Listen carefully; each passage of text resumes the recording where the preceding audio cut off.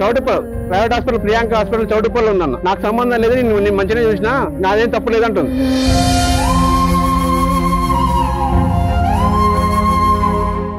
ఇక్కడ చూపించుకున్న ప్రతి ఒక్కరు ఖచ్చితంగా చౌటుప్పల్ వేసి స్కాన్ తీసుకోవాల్సింది. ఈ పేషెంట్ ని ఈ ఒక్క రోజు కాదు, దగ్గర 6 నెలల సంది అబ్జర్వేషన్ ఉంది. పేషెంట్ అబ్జర్వేషన్ ఉంది. బ్లడ్ లెవెల్ ఇంత తెలియదానికి బ్లడ్ లెవెల్ వెళ్ళకుండా ఆపరేషన్ చేసి కనీసం ఒక 12 hours కూడా అబ్జర్వేషన్ లేకుండా ఆపరేషన్ చేసిన ఒక అర్ధగంట సేపట్లో గంట సేపట్లో ఆమె వెళ్ళిపోయింది చౌటుప్పల్. మళ్ళీ ప్రైవేట్ క్లినిక్ పోయింది. ఈ పేషెంట్ ఆపరేషన్ చేసిన పేషెంట్ కండిషన్ ఎట్లుంది, బీపీ లెవెల్ ఎట్లుంది, బ్లడ్ ఎంత ఉంది, అన్ని చెక్ చేయకుండా ఆమె వెళ్ళిపోయింది. ఇక్కడ ఉన్న ఓన్లీ అనస్థీషియా అనస్థీషియా చూస్తుంది పేషెంట్ ని. అనస్థీషియాకి గైనకాలజిస్ట్ కి తేడా ఉండదా? దానివల్ల ఏమైంది, ఆ నిర్లక్ష్యం వల్ల పేషెంట్ అనేది చనిపోవడం జరిగింది. బ్లడ్ లెవెల్ పూర్తిగా తగ్గిపోయి సీరియస్ అయినాక క్యాండిడేట్ అనేది ఆమె పూర్తిగా క్షీణించిపోయింది. బ్లడ్ లెవెల్ లేకపోవడం వల్ల అనారోగ్యానికి గురై నల్గొండకు రిఫర్ దారి మధ్యలోనే ఆమె చనిపోవడం జరిగింది. ఆమె ప్రైవేట్ హాస్పిటల్ ఆమె చూపించిన రిపోర్ట్స్ అన్నవి ఆమె కాదు చూపించిన రిపోర్ట్సే ఈ కార్డు చూసుకోండి. Choutuppal private hospital Priyanka hospital Choutuppal ఉందన్న. నాకు సంబంధం లేదు, నేను మంచిగా చూసినా నాదేం తప్పు లేదంటుంది. Hospital Ramannapeta superintendent, children specialist, civil surgeon. నిన్న రామన్నపేట కమ్యూనిటీ హెల్త్ సెంటర్ లో జరిగిన ఇన్సిడెంట్ వివరాలు. ఆ పేషెంట్ కొల్లు మహేష్, మానస 23 సంవత్సరాలు, భర్త పేరు మహేష్, అనాదిపురము మోత్కూరు మండలం వాళ్ళు.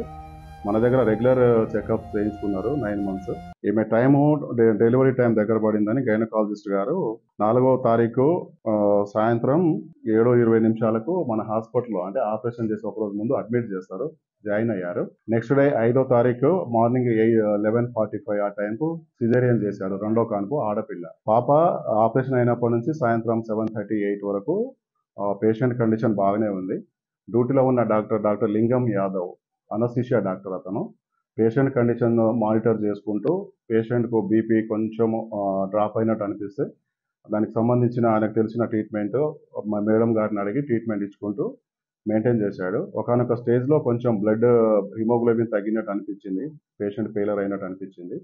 హిమోగ్లోబిన్ టెస్ట్ చేపిస్తే 6.9కి వచ్చింది. ఆపరేషన్ బిఫోర్ 9.8 ఉండే.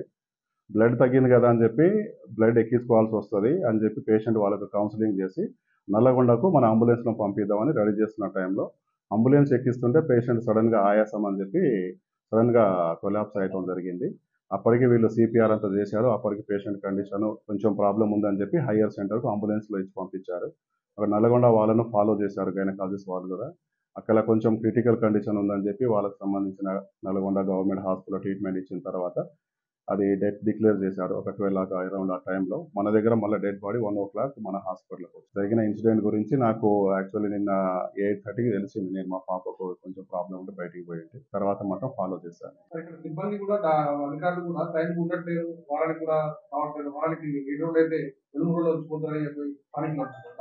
మన దగ్గర డాక్టర్స్ తక్కువ ఉన్నారు, వచ్చిన వాళ్ళైతే టైంకి వస్తారు. మనకు స్టాఫ్ తక్కువ ఉన్నారు, వచ్చిన వాళ్ళు టైంకి వస్తారు. అది ఎంక్వైరీ చేస్తే తెలుస్తుంది. ఇంకా పూర్తి ఎంక్వైరీ తెలవలేదు. మన ఎంక్వైరీలో మేడం గారు వచ్చి చెప్తారు. అది ఎంక్వైరీ చేసిన తర్వాత. ఇది జరిగింది ఇన్సిడెంట్ అయితే బ్యాడ్ లక్. అది ఏం జరిగింది, ఎట్లా అయ్యింది అనేది కొంచెం గైనకాలజిస్ట్ గారి వాయిస్ కూడా తీసుకున్న తర్వాత వాళ్ళ డీటెయిల్ ఎక్స్ప్లెయిన్ చేస్తారు.